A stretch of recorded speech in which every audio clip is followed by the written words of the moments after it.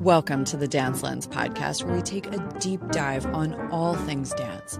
We'll look at how the art form is woven into politics, history, and cultural developments, and we'll draw back the curtain on the lives of the artists in conversations with dancers, choreographers, directors, set and costume designers, and more. If you're in the industry or a curious listener, you're in the right place. I'm your host, Cynthia Dragoni. Thanks for listening and enjoy.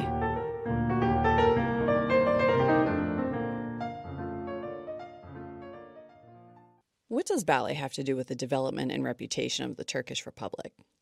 This is a part of our Artists in Diaspora series where we'll hear about the life and work of artists living outside their homeland. Some have left for artistic reasons, some for political, and others it was simply where the wind blew them. We'll also learn about the dance scene in their native country and the historical and political context in which it developed. Ballet and the arts in general have been used for centuries as a way to communicate to the public the power, sophistication, and ideals of whoever is in power, be it a pope, a prince, a queen, a ruling party, or a nation. Many great works of art have come out of this relationship between those holding power and the artist. A famous example is, of course, Michelangelo's Sistine Chapel, commissioned by the church.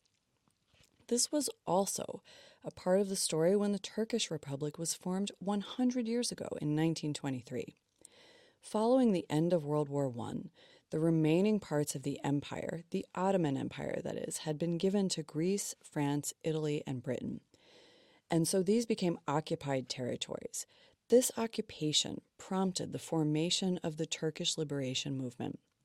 When Ataturk, a leader of the movement, united the country, he was quoted as saying, "The basis of the Turkish Republic is culture." The arts were then supported as a way to lift the society and tell a public story about the nation being as culturally sophisticated as its European counterparts. He set about to create or recreate a productive modern society that would have an artistic and cultural heritage comparable with Europe's. Now, this is not at all to say that there wasn't a previously rich and dynamic artistic history in Turkey.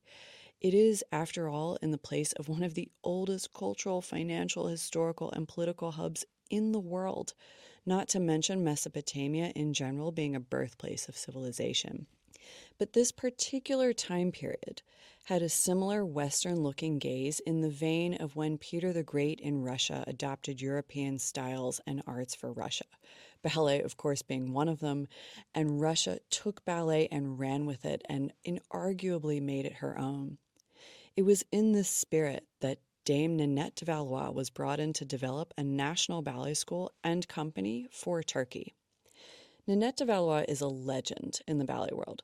Most notably, she founded the companies that were later to become the Royal Ballet and the Birmingham Royal Ballet and their respective schools, thus making one of the most impactful contributions to the development of the art form as a whole and on a world scale. There had been other ballet teachers in Turkey.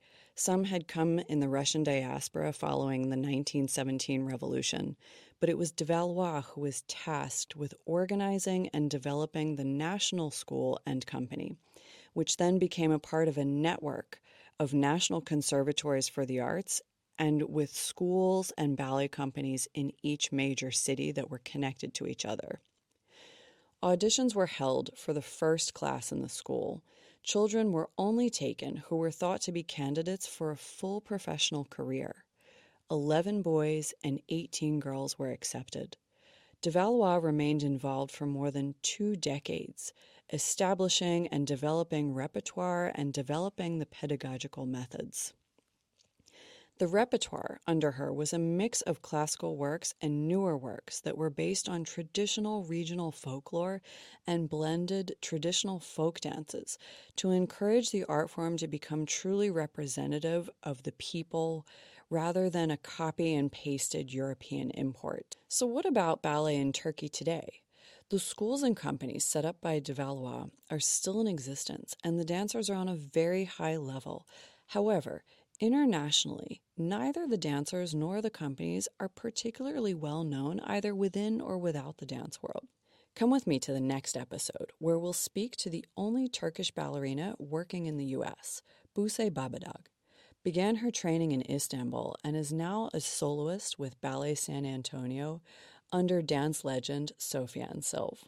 She is also an entrepreneur with her own coffee company, Buse and Rosé. Come on over to hear Buse's story, and we'll hear how she went from Istanbul to Texas and so many places in between. Thank you so much for listening, and if you enjoyed this, please subscribe to the podcast. And if you want more dance content, you can follow me on TikTok and YouTube at Cynthia Dragoni Dance, or sign up for the email list at cynthiadragoni.dance. I'll leave you with this quote from the revolutionary choreographer Martha Graham. "One does not choose to be a dancer, one is chosen, and with that, you live all your life." Thanks so much for listening, and we'll see you next week on the Dance Lens podcast. Bye-bye.